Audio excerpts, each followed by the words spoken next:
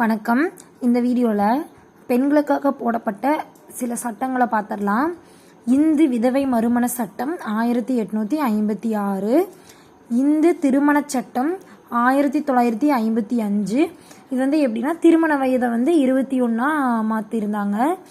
அடுத்து இந்து வாரிசு சட்டம் 1956, சொத்தில் பங்கு, அதாவது மரபு வழியாக இருக்கிற சொத்தில் பெண்களுக்கு பங்கு இருக்கணும் அப்படிங்கிறது தான் இந்து வாரிசு சட்டம் 1956.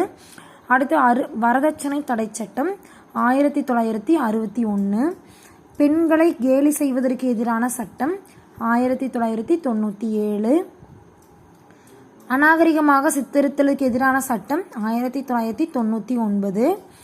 அடுத்து பார்த்திங்கன்னா தொழிற்சாலை சட்டம் 1948, தோட்ட தொழிலாளர்கள் சட்டம் 1951, சுரங்க சட்டம் 1952, மகப்பேறு நலச்சட்டம் 1961.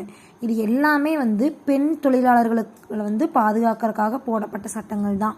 தொழிற்சாலை சட்டம், தோட்ட தொழிலாளர்கள் சட்டம், சுரங்க சட்டம், மகப்பேறு நலச்சட்டம், இது எல்லாமே பெண் தொழிலாளர்களை பாதுகாக்கிறதுக்காக போடப்பட்ட சட்டம்.